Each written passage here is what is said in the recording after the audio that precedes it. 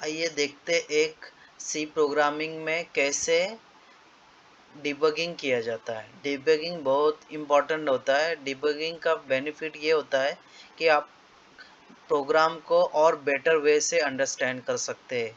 Means debugging आप line by line करेंगे तो एक प्रोग्राम में बोलते हैं कैसे डेटा फ्लो होता है वो आप देख सकते हैं। मीन्स ट्रांसपेरेंट होता है तो आपको समझता है कि तब आपको डिटेल में समझता है कि अच्छा प्रोग्राम में इस तरह डेटा फ्लो होता है, इस तरह हम डिक्लेयर करने के बाद हम असाइन करते तो वैल्यू ही इस तरह असाइन होती है। फिर उसका कैलकुलेशन करने के बाद उसका फाइनल टोटल इतना होता है और वो इस तरह डिस्प्ले होती है। तो आप वो ट्रांसपेरेंटली व्यू कर सकते हैं। डिबगिंग में टेस्ट कर सकते हैं। टेस्टिंग में भी दो टाइप होता है, एक ब्लैक बॉक्स टेस्टिंग और दूसरा होता है white box testing. Black box testing में क्या होता है, आप क्या करते हैं प्रोग्राम को नॉर्मली एवरी यूज़र टेस्ट करता है। वो क्या करता है प्रोग्राम लिखता है, उसमें इनिशियली कोई वेरिएबल्स होते हैं, पैरामीटर वो पास करता है, फिर वो रन करके उसको चेक करता है कि मेरा आउटपुट आया क्या। तो वो देखता है अगर उसके कैलकुलेशन के हिसाब से उसने जो पैरामीटर पास किया उस और उसका एक्सपेक्टेड आउटपुट था रन करने के बाद मिल गया तो वो आ, उसके हिसाब से वो करेक्ट हो जाता है। एक्चुअली ब्लैक बॉक्स में भी ऐसे ही होता है कि हम कुछ पैरामीटर पास करते हैं, अगर हमारे एक्सपेक्टेड आउटपुट से वो आउटपुट मैच कर गया मीन्स वो करेक्ट है प्रोग्राम। लेकिन वाइट बॉक्स में ऐसा नहीं होता है।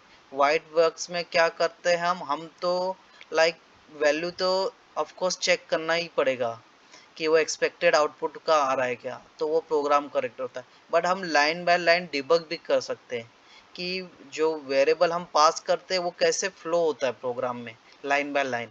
तो हमको समझेगा कि अरे क्या अरे इनिशियली हमने डिफाइन करने से पहले क्या वैल्यू था, फिर डिफाइन करने के बाद उस वेरिएबल की क्या वैल्यू हो गई। फिर वो इस तरह आपको पता चलेगा कि वो फ्लो कैसे हो रहा है डेटा, या जो आपने वैल्यू पास किया होगा प्रोग्राम में वो। तो आप मेरा स्क्रीन देख रहे हैं, मैं आपको एक बार डिबगिंग करके दिखा देता हूँ। मैंने एक सिंपल प्रोग्राम लिखा है दो नंबर को एडिशन करने के लिए। मैं आपको दिखा देता हूँ डिबगिंग करने के लिए कि वो आप कैसे डिबग कर सकते हैं और चेक कर सकते हैं लाइन बाय लाइन कि वो डेटा किस तरह फ्लो हो रहा है। और ये जो डिबगिंग है इसको बोलते हैं वाइट बॉक्स टेस्टिंग, क्योंकि आप विजिबल होता है।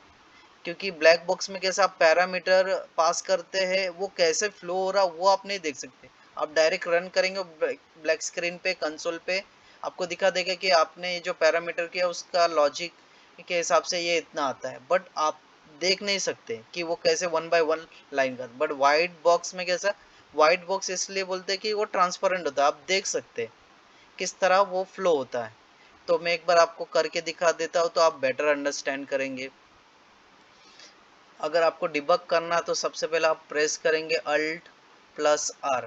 तो इसमें कैसा होता है बहुत सारे ऑप्शन, ये टर्बो में आई एवरी एडिटर का डिफरेंट फ्लो होता है, मैं आपको टर्बो में बता रहा हूँ। इसका वर्जन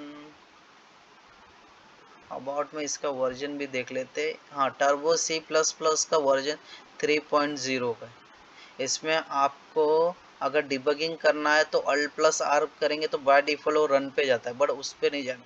आपको डिबगिंग करना तो आपको क्या करना पड़ेगा, स्टेप ओवर जाना पड़ेगा। ये स्टेप ओवर की फंक्शनलिटी है, अगर आप ये प्रेस करेंगे तो आप डिबगिंग कर सकते हैं। आप देखेंगे अगर मैं इसको प्रेस करता हूँ तो ये कंपाइल भी कर देता है।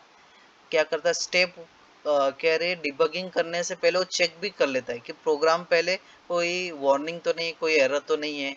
वो होगा तो पहले ही बता देगा आपका वार्निंग नहीं है, सब कुछ करेक्ट है, मतलब जीरो एरर है, तो वो हम डिबगिंग कर सकते हैं, डेटा देख सकते हैं कैसे।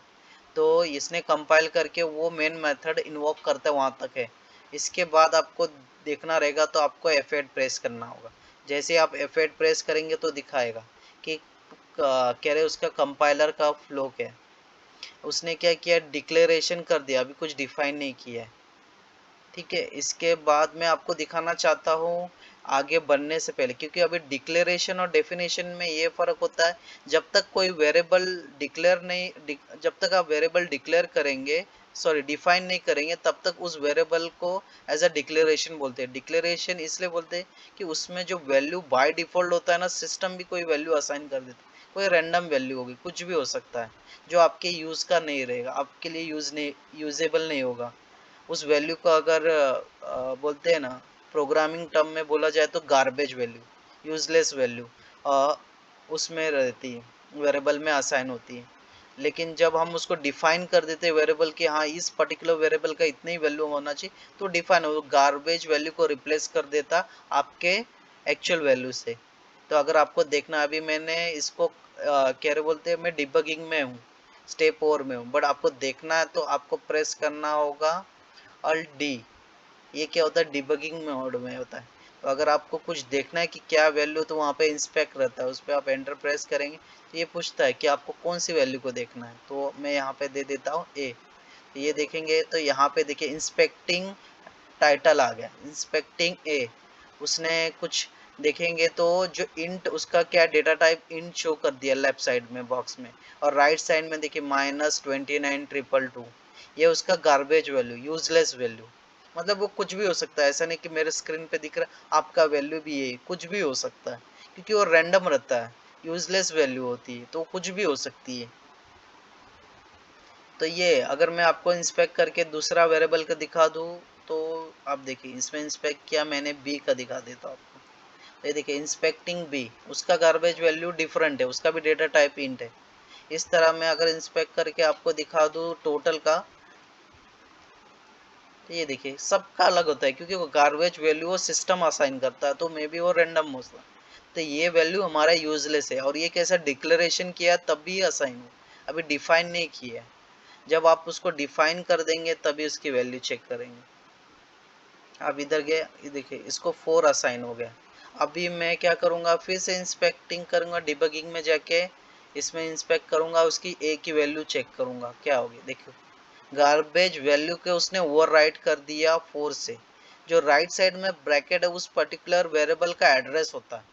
आपको पता होता है कि एवरी वेरिएबल सिस्टम में एक पर्टिकुलर एड्रेस पे होता है, तो वो डिटेल का पार्ट नहीं है। एक्चुअली मैं आपको इस वीडियो में सिर्फ वेरिएबल में कैसे वैल्यू असाइन होता है वो बता रहा। आपको एड्रेस के बारे में जानना रहेगा तो मैं call by value, call by reference में बताऊंगा। अभी फिलहाल सिर्फ वेरिएबल में क्या वैल्यू असाइन हो रहा है उसी पे बात करते हैं।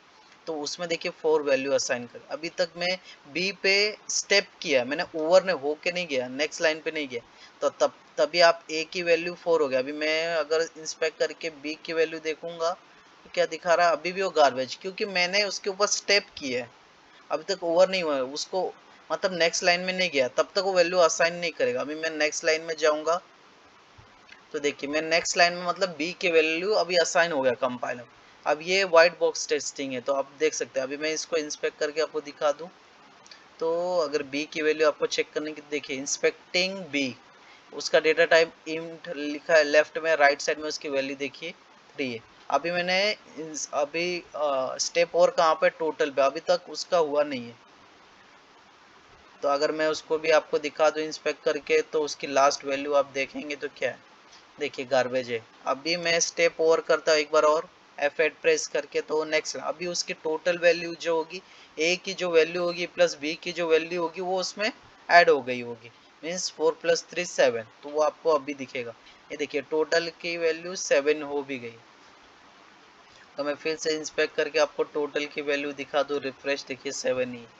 इस तरह अगर आप फिर F8 प्रेस करेंगे तो ये आपके स्क्रीन पे भी वही वैल्यू डिस्प्ले करेगा जो आपका F8 के।